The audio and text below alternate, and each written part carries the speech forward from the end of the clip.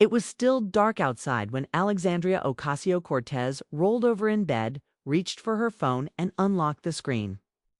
A single push notification lit up everything. CNN Senator John Kennedy sues AOC for $80 million over defamation claims. Her breath caught. At first, she blinked in disbelief, thinking maybe it was satire. But within seconds, the notification was followed by another. Then another. Fox News, MSNBC, Reuters. The Washington Post all reporting the same breaking headline. The words felt heavy in her chest. She sat up, the glow from her screen now matched by the adrenaline creeping into her limbs. Her heart was pounding, and she barely noticed her cat jump off the bed. She opened Twitter. #AOC, #Kennedy lawsuit, and #Big Oil Puppet were already trending. Then came the messages, dozens from staff, reporters, colleagues, even friends she hadn't spoken to in years, all asking the same thing. Did you really say it? Her mind rewound 2-3 weeks ago late at night. Frustrated by stalled climate policy in the Senate, she had gone live on Instagram. She remembered the flood of viewers. Over 200,000 watching as she passionately laid out her views on clean energy. One viewer had asked about Senate opposition, and her frustration had boiled over. Just look at people like Senator Kennedy, she had said, her voice sharp and confident. He keeps blocking policies to protect our planet. Why? Because his pockets are stuffed with oil tycoon dollars. This isn't politics, it's blatant corruption. The line had gone viral. Her supporters loved it. Memes flooded the internet. The phrase Senator Big Oil became a hashtag overnight. Now, it was the center of an $80 million lawsuit. She stood up and opened the curtains. Outside, the city was quiet. But in her world, everything had suddenly become noise. A few hours later, her communications director, Lila, arrived at the apartment with a manila envelope. This came by courier from Kennedy's legal team. Alexandria took the envelope, her hand steady even as her gut twisted. She pulled out a packet of papers, legal notices, a list of exhibits, and a cover letter. One line caught her attention. We believe Representative Ocasio-Cortez made knowingly false statements that have caused serious damage to Senator Kennedy's reputation and career. She sat down and began flipping through the documents. Each page was worse than the last. There were screenshots of the Instagram live clip, annotated with timestamps and viewer counts. There were transcripts of her exact words, charts showing how Kennedy's approval rating had dropped in the weeks following the stream. Even estimates of donor withdrawals from his re-election campaign fund. But what alarmed her most was a list of financial reports prepared by an expert from a top D.C. firm arguing that her remarks had cost Kennedy over $12 million in sponsorships and endorsements. Her eyes narrowed. They were expecting this, she murmured. They were ready. Lila nodded uneasily. It's like they had a team watching every second of your stream, waiting to weaponize it. AOC leaned back on her couch. It felt surreal how a few passionate words on a phone screen had transformed into a national legal battle. And now the media was on fire. Fox News aired back-to-back segments titled AOC's Big Lie, while MSNBC hosted panels defending her as a fearless truth-teller. Editorials flooded in from both sides of the aisle. CNN ran a split screen of Kennedy giving a statement outside his Baton Rouge office, and AOC being swarmed by reporters in New York. When asked for comment, Kennedy gave his usual folksy delivery, but his words were pointed. I don't sue people often, he told the cameras, but when someone accuses me of corruption in front of hundreds of thousands of people, based on nothing but hot air, I will stand up for myself. My reputation matters. The truth matters. By evening, AOC was back at her office, pacing. Her chief of staff, David, entered quietly. We need to talk strategy. She stopped pacing. Do we fight this hard, or try to settle it? David shook his head. There's something else. We checked the timestamps in their evidence packet. Kennedy's team had the legal analysis filed just 1 day after your Instagram stream. There's no way they did all that in 24 hours, she frowned. So they were already preparing something. David handed her a separate printout. Not only that, his legal team submitted data reports that predate your live stream, like they were expecting you to say something. A chill passed through her. Are we saying this was a setup? She asked quietly. I don't know yet, David replied. But if it was, it means this lawsuit isn't just about defamation. It's part of something bigger. She turned and looked out the window at the Capitol dome glowing in the distance. Her phone buzzed again. This time it was an anonymous email with no subject line. One attachment, a heavily redacted document. The only legible words: PAC strategy memo codename, Green Collapse. She turned to David slowly. Get our legal team, get our cyber team, get everyone. We're not just defending my name anymore. We're uncovering something. And with that, she knew the storm had only just begun. By morning, the news cycle had reached a boiling point. Cable channels ran nonstop analysis. Commentators speculated whether Kennedy's lawsuit was a legal move or a political trap. Social media became a war zone of hashtags. Hashtag AOC setup, hashtag Kennedy truth, hashtag Green Collapse. The political left and right were no longer simply arguing, they were mobilizing. Inside a quiet meeting room at AOC's campaign headquarters in the Bronx, her core team gathered around a long table. The air was tight with urgency. Legal briefs, printouts, and unopened manila envelopes lay scattered across the table. David, her chief of staff, held the redacted file up again. Whoever sent this knows something, he said, tapping the words codename Green Collapse. The timing is too perfect. This isn't just about the Instagram video anymore. There's coordination here. Karina, the lead counsel for AOC's legal team, leaned in. We need to subpoena internal communications from the PACs funding Kennedy's campaign. This memo is real. It proves premeditation. But how? Do we verify it? Asked Leela, nervously scrolling through news coverage on her phone. It came from an anonymous email. David looked at AOC. We don't. Not yet. But we leak it carefully. If this was meant to trap you, we flip the trap. Let the media dig. AOC was silent, her eyes scanning the redacted document again. We do it. But slow, controlled one page. Let the press ask questions while we look deeper. Meanwhile, across the country in Baton Rouge, Senator John Kennedy sat in a dark-paneled conference room with his legal team. The walls were lined with bookcases and framed degrees. His Southern charm was nowhere to be seen. It was all calculation. Now, one of his aides placed a tablet in front of him. Sir, she's pushing back. Hard. Her team leaked part of a document. Calls it proof of a political trap. Phrase Green Collapse is trending. Kennedy chuckled. But it was dry. Of course they leaked it, he said. And the media's eating it up. A bald strategist in a gray suit stepped forward. Shall we proceed with phase 2? Kennedy didn't answer right away. Instead, he looked at a screen showing the polling shift over the last 48 hours. His support had spiked, donations surged, but so had scrutiny. We wait, he finally said. Let her twist a bit more. Let her make this about conspiracy.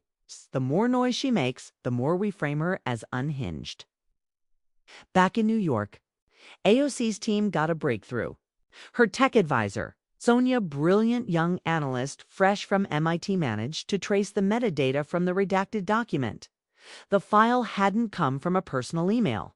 It originated from an encrypted internal server once tied to a consulting firm named Forward Path Strategies.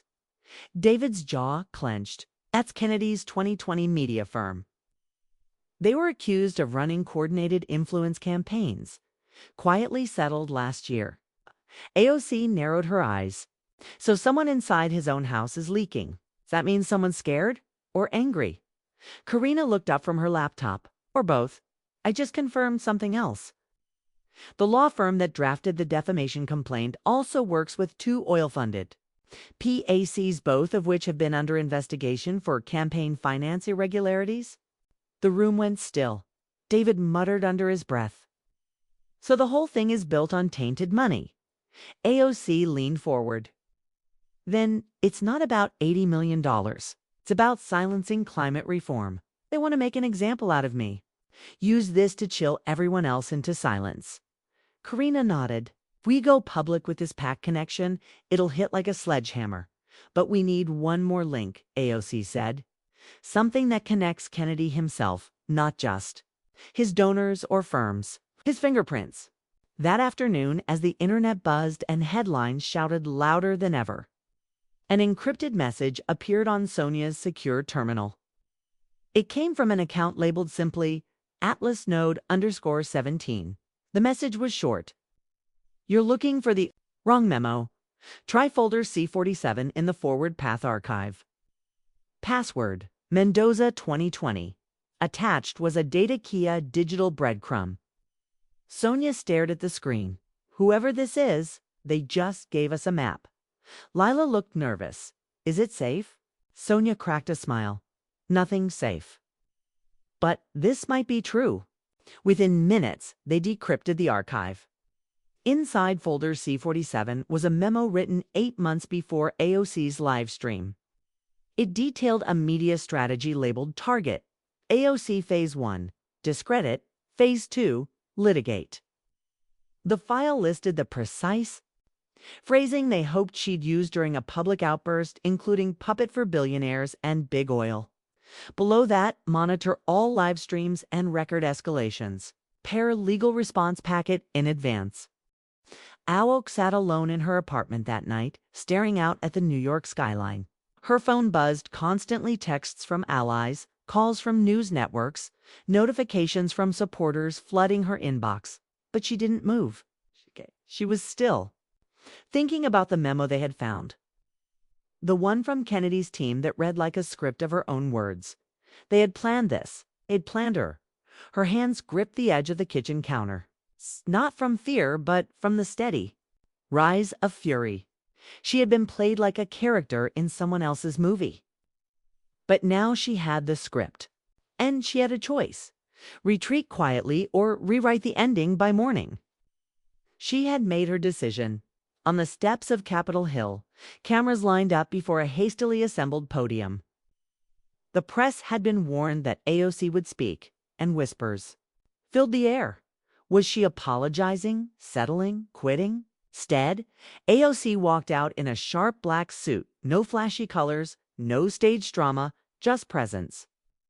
And a folder in her hand. She took the mic, her voice clear and calm. Good morning. Today, I want to speak not as a congresswoman, but as a citizen, because this is no longer about politics. This is about power, and how far some people will go to silence it. She held up the folder. This memo was found inside the archive of Senator Kennedy's former consulting firm. It was labeled Target AOC. It outlines a coordinated strategy to provoke, trap, and then sue me. A plan written long before I ever mentioned his name. The press leaned forward. The flashes increased. Reporters jostled for position. I said, something on a live stream encrypted raw, emotional. But it turns out they were waiting for it. They wanted it. Because their real goal wasn't to defend Kennedy's name. It was to destroy mine. She looked into the cameras, her tone unshaken. This lawsuit is not about $80 million. It's about silencing dissent. It's about sending a message to anyone activist, student, voter who dares to challenge fossil fuel money, political corruption, or unchecked power. As the statement ended, the press exploded into questions. AOC, are you saying this was a political hit job? Do you have evidence Senator Kennedy himself approved this memo? Are you filing a counterclaim? She didn't answer. Yet she let the silence speak. But inside the Kennedy camp, silence wasn't an option anymore. The same press conference was playing live on screens. Inside a private meeting room in D.C., where Kennedy's top aides had gathered. His communications advisor looked pale. She flipped it. He muttered, Kennedy stood watching, arms crossed, jaw set. She's bluffing. That memo won't hold. But, sir, his chief legal advisor said cautiously, the metadata on that document ties directly to a campaign archive. If the media finds that out before we control the narrative, Kennedy raised a hand. Then we control it now. Within hours, Kennedy released a counter video. Calm, measured, even warm. Folks, I respect Representative Ocasio-Cortez. Truly do. But I won't stand by while anyone tells the American people that I've sold my soul to big oil without evidence. He smiled, hands folded in front of him. This isn't about silencing her, it's about defending the truth. I was defamed, and I'm using the law to protect my name, something every American deserves. The message played well with older voters and immediately split the internet. Hashtags from both sides trended at once. Hashtag AOC exposed versus hashtag Kennedy cover-up. Late-night comedians jumped in. Talk shows debated the ethics of pre-planned lawsuits. But something else was happening behind the scenes, something more dangerous. AOC's legal team received an alert the next day. Their internal communications had been breached. Okay? Sonia, the tech analyst, ran a deep scan. It's not a leak, she whispered. It's a live tap.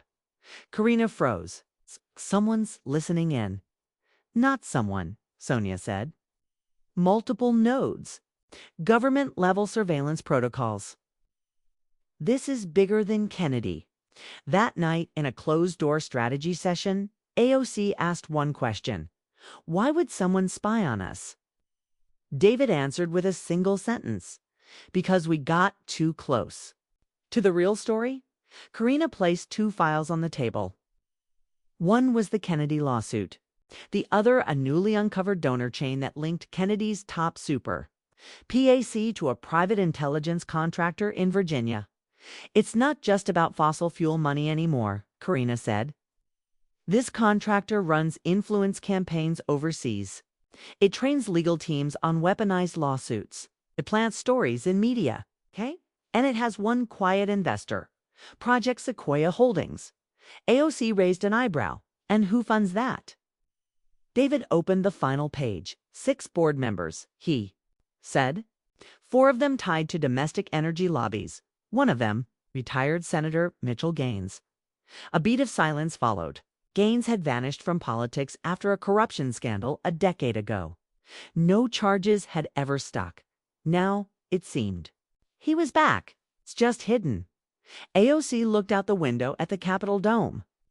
Lit like a target in the night. It's not just Kennedy, she said. It's a machine. And for the first time, she realized she wasn't just defending herself anymore. She was going to war the next day. Karina sat in a glass-walled briefing room deep inside a private law office in D.C. Her team was now larger. It wasn't just legal aides and policy advisors anymore. It was cyber experts, ex-journalists, and 2 former intelligence analysts. The mood was tense, serious. No one smiled. David tapped the screen at the front of the room, displaying a blurry map. He said, is where it started. The shell company Project Sequoia Holdings is registered to this address, a law office in Arlington. But the money doesn't stay there. It moves through for offshore entities before ending up in a PAC that supported Kennedy's campaign. 3 months ago, Karina leaned forward, eyes narrowed. And we verified this. Sonia nodded. Every transaction. We have bank logs, encrypted correspondence, and metadata from their internal systems. They never expected someone to get this deep. There was a long pause. Finally, AOC broke the silence. This was never about my Instagram video. They baited me. They needed a reason to file the suit. David nodded. And once the lawsuit hit the press, their real goal could unfold without anyone noticing. Distract the media with the defamation case while the real machinery moves quietly in the background. The team went quiet again. It wasn't just a political maneuver anymore. It was an operation. That afternoon, AOC did something unexpected. She walked into the CNN headquarters alone, unannounced, and requested a live interview. The producers hesitated. But the news director knew a ratings bomb when he saw one.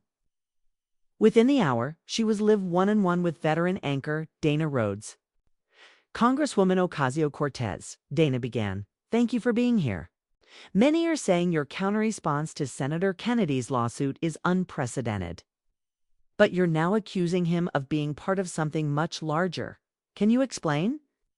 Karina didn't blink.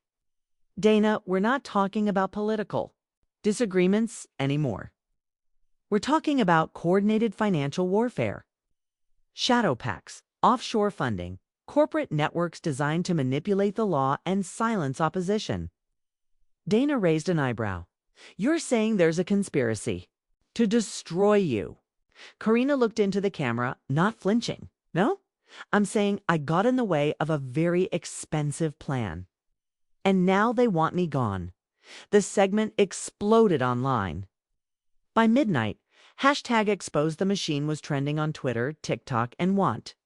At Reddit, hundreds of journalists began digging into the records AOC had quietly posted online through her team's secure drop.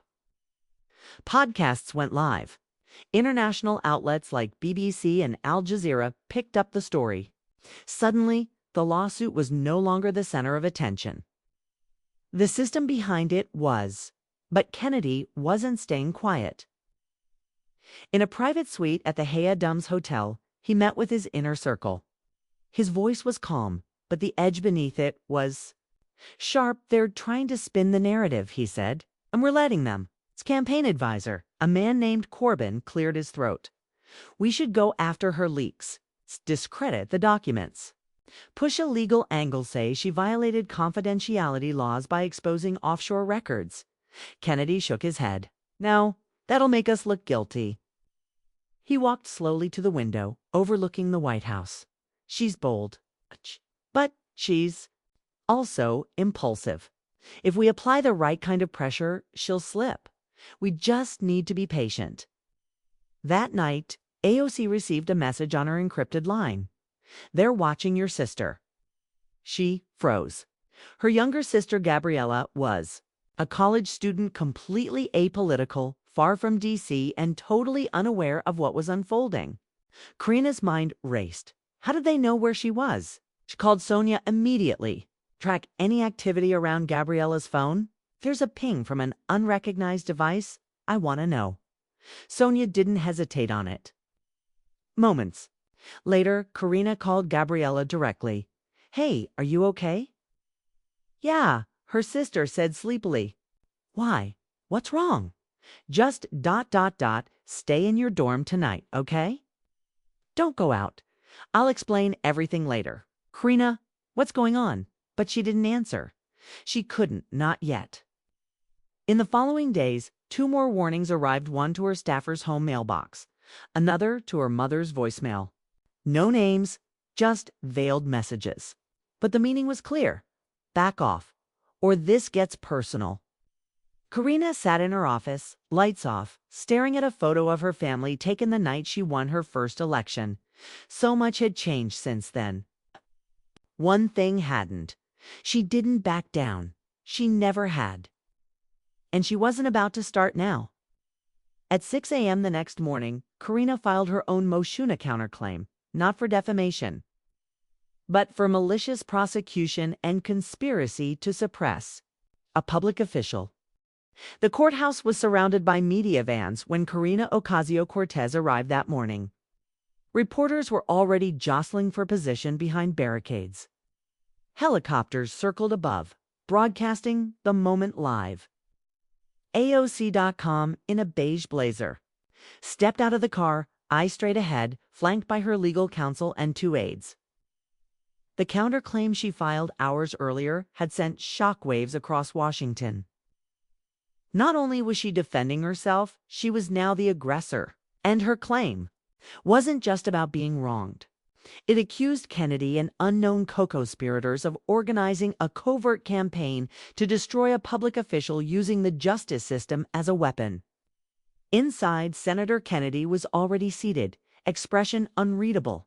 His legal team whispered quietly among themselves, stacking folders and prepping visuals. Across the aisle, Karina's team was leaner, but energized. Their files were cleaner. Their arguments more surgical. Judge Melissa Radner entered the courtroom. Her reputation was legendary tough, fair, and allergic to theatrics. She adjusted her glasses, looked over the docket, and spoke in a voice that cut through the tension. We have two matters before the court.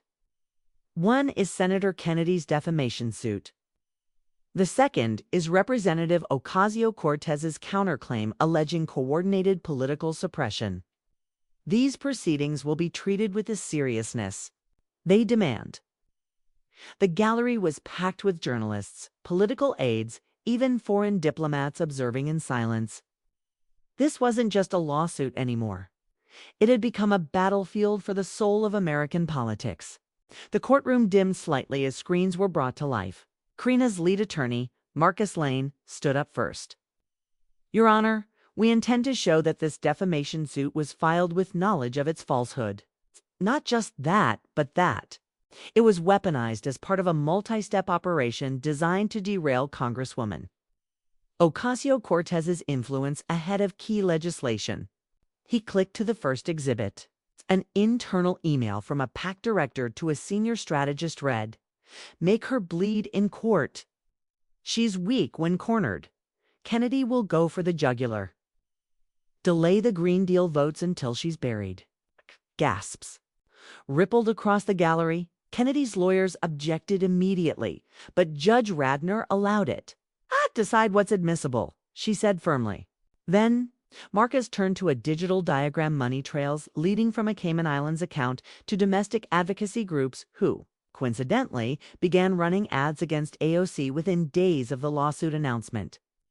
What we're showing, Marcus said, is an ecosystem designed, funded, and timed to dismantle one public servant's voice using media, courts, and fear. The courtroom was still. Kennedy's lead counsel, Abigail Shore, stood up next. Your Honor, with all due respect, this is performance art. These emails are circumstantial. The money trails are assumptions. We are not denying campaign support from various groups. But to suggest this was an attack coordinated like a military operation? That's political fiction. She then presented a copy of AOC's original Instagram video, playing the key moments. She called my client corrupt. She named him as being funded by oil tycoons. She said he was selling out the American people. There was no evidence. Just opinion disguised as fact, broadcast to millions. Karina didn't flinch. Then Kennedy stood. For the first time, he addressed the room himself. I've been in public life for nearly 50 years. I've been called names before. I can take it, but when someone goes live and says I'm breaking the law taking bribes without proof, that's not politics. That's defamation, and that matters. He paused. His southern drawl softened. This lawsuit isn't about silencing her. It's about protecting the truth. That's all. The judge nodded slowly, taking notes. Then she asked a single question. Does your side deny the existence of the offshore funding that ended up in the PAC supporting you? There was silence. Abigail hesitated. We don't have direct control over independent expenditures, Your Honor. It wasn't a denial. Karina looked down at her notes.com, methodical. The court adjourned for the day, but the media circus outside had already exploded. Cable news channels were split. Fox played Kennedy's courtroom speech on a loop, while MSNBC and CNN showed the internal emails from the PAC. Social media boiled over. Hashtags flooded. Hashtag PAC leaks. Hashtag oil money scandal. Hashtag AOCV's Kennedy. Late that night, in a quiet Georgetown apartment, Karina sat with her sister Gabriella, who had flown in under security escort. The room was quiet, warm. I never wanted this to turn into war, Karina said softly. Gabriella looked at her, serious. Then why are you fighting like it is? Karina paused. 'Cause I've finally seen how deep it goes. If I don't speak now, I'm just another name that gets silenced. Outside, flashes from the press still popped through the trees. Inside, she opened her laptop, typed a single tweet, and pressed send. They thought I'd be quiet. They forgot I came from the Bronx. The tweet went viral within minutes, and the final showdown was now, days away. The morning of the final hearing arrived like the first breath before a storm. The sun over D.C. rose behind heavy clouds, and the streets near the courthouse were blocked off by barricades and camera crews. Satellite trucks filled the corners. Protesters gathered, some holding signs defending AOC, others chanting in support of Senator Kennedy. It no longer felt like just a legal battle. It felt like history on trial. Inside the courtroom, everything was still and tense. The room was at capacity. Every bench, every chair was taken.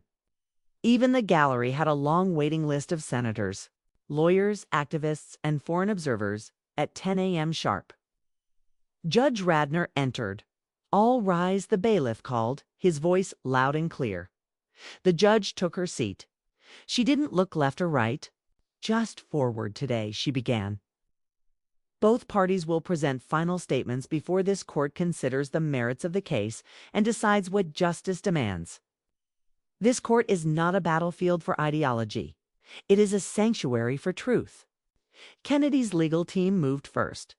Abigail Shore stepped forward slowly, her posture confident. "Your Honor, my client, Senator Kennedy, has served this country with honor. He has never been convicted, investigated, or linked to any corruption. Yet a single moment on social media changed how millions saw him. A young Congresswoman, passionate Yizok, used him of selling out our future to oil billionaires. She had no evidence, just words. And those words harmed his life, his legacy, and his future." She paused, walking to the center of the room. "Accountability," she said slowly. "That is all we seek." Then she sat down. Judge Radner turned her gaze to the other side. Karina Ocasio-Cortez stood up herself. No lawyer, no team, just her. The room hushed. "Your Honor," she began, "this case is about more than a sentence in a live stream. It's about fear. Fear that someone like me, a young woman from the Bronx who speaks too loudly and rises too quickly, can shake systems designed to stay untouched." She looked straight at Kennedy, double quotes, "Yes, I called him out. Yes, I used strong words. But I didn't make them up.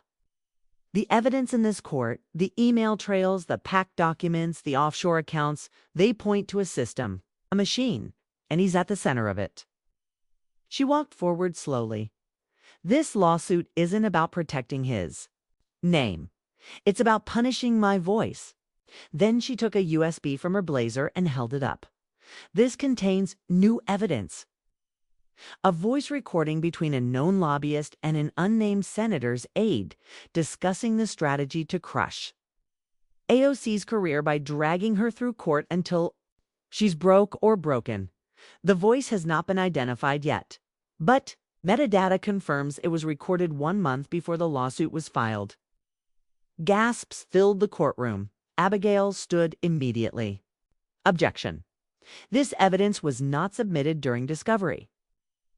Karina raised her hand calmly. "I received it last night." The whistleblower feared for their safety. "They asked me to wait." Judge Radner paused.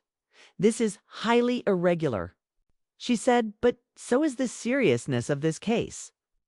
The evidence will be submitted under seal until its authenticity is verified." Reporters outside scrambled to push the breaking news live. The video feed was already trending on every major platform. Inside, the tension was unbearable. Karina returned to her table and spoke again. "This time softer. I didn't come here to win headlines. I came to stop a pattern. If we allow politicians to sue each other into silence, democracy becomes a courtroom sport. Truth must remain loud, Devin, when it's inconvenient." The judge stood and looked at both parties. "This court will review all arguments and evidence presented. A ruling will be issued in 72 hours. Till then, no further comment shall be made to the press." She banged the gavel once. The courtroom exploded in murmurs. Outside, the plaza erupted into chants, debates, live streams, and cell phone flashes. The city was alive with division and fascination. In a quiet car, Karina sat beside her aide Ava, phone buzzing nonstop. "You just dropped a bomb," Ava whispered. Karina nodded, double quotes, "No. I dropped the truth. They'll decide what it's worth, Senator." Kennedy walked out the other side of the building, cameras surrounding him. He gave no statements, no smiles, just silence. Because even he didn't know what the next 72 hours would bring. And the country waited, holding its breath. 3 days later, the courtroom was once again full. The sky above Washington, D.C. was dark and gray, matching the mood of the nation watching with held breath. Every news outlet had sent a camera. CNN, Fox, MSNBC, Al Jazeera, even BBC were live. Social media feeds were overloaded. People watched in coffee shops, airports, classrooms. The question wasn't just who would win, it was, what would the ruling change forever? Judge Eleanor Radner, known for her sharp logic and firm decisions, walked in precisely at 9 a.m. She looked more tired than before, but just as composed. She held a folder thicker than usual. Her reading glasses slid low on her nose. Her tone was direct. "This court has reviewed all submitted evidence and arguments, including the late audio file and associated metadata." Caroline Leavitt sat in the gallery beside Senator Cruz, watching AOC intently. AOC sat forward, her fingers interlocked, her phone silent for the first time in days. Across the room, Senator John Kennedy leaned back slowly, his lawyer's hands folded in her lap. Judge Radner continued, "This case is not simply about speech. It is about the boundary between opinion and accusation. In this courtroom, truth matters." She turned a page, pausing. Congresswoman Alexandria Ocasio-Cortez made strong statements during a public live stream. While political speech is protected, certain claims like accusing a sitting senator of illegal financial conduct require factual backing. At the time of the live broadcast, no such evidence had been presented. AOC's jaw tightened. She didn't blink, however, Radner said, lifting her head. Subsequent documents and digital communications submitted to this court raised serious concerns. The email trail from an oil-connected PAC, the timing of campaign donations, and the metadata from the recording suggest a coordinated political operation intended to discredit and financially harm Congresswoman Ocasio-Cortez through legal intimidation. Now Kennedy's lawyer leaned forward quickly, whispering something to him. His eyes didn't move. He kept staring at the judge. This court cannot and will not dismiss the risks posed when legal systems are weaponized to suppress political speech. Radner closed the file. Therefore, the court finds partial fault on both sides. A murmur spread through the courtroom. The court rules that Congresswoman Ocasio-Cortez did make unverified claims that caused reputational damage. However, the amount claimed, $80 million, is without basis and appears designed to cause public and financial harm. Therefore, this court awards symbolic damages of $1 to the plaintiff. The room gasped. But this court also orders an immediate ethics review into campaign donations and private communication networks connected to Senator Kennedy. As submitted in the whistleblower's materials, the Department of Justice is advised to open a preliminary investigation. Reporters bolted from the courtroom to get the story live. Kennedy remained perfectly still. He blinked only once. His mouth was set in a hard line, like stone. AOC stood up slowly. Her back was straight, her expression unreadable. When she walked out of the courtroom, microphones waited like vultures. "Congresswoman, are you going to appeal?" She paused. "No, justice doesn't always mean punishment. Sometimes it means exposure. This case didn't silence me. It revealed them." Then she turned and walked away, disappearing into a sea of cameras and flags. Inside Kennedy's car, silence. Reigned his aide finally spoke. "What now?" Kennedy looked out the window. "We wait." But his voice wasn't confident anymore. The next day, major headlines flooded the world. Court declines Kennedy's $80 million suit launches. Ethics probe into campaign donors. AOC's legal battle sparks political reckoning. Whistleblower audio may trigger Senate hearings on Capitol Hill. Things shifted. AOC's supporters grew louder. Young progressives, international activists, and watchdog groups began calling for transparency in political financing. Her approval ratings jumped. For Kennedy, the road ahead grew darker. Old donations were being scrutinized. Hearings were scheduled. Allies became cautious. In the end, no one left untouched. Not Kennedy, not AOC, and not the system itself. Because this wasn't just about a lawsuit. It was about the fire behind every word spoken in the public square. About the cost of truth, the danger of power, and the razor-thin line between accountability and revenge. As Judge Radner said in her closing words, when speech becomes warfare, justice must hold the balance. And that balance begins with light, however painful it may be. And so a chapter closed. But a new one had just begun.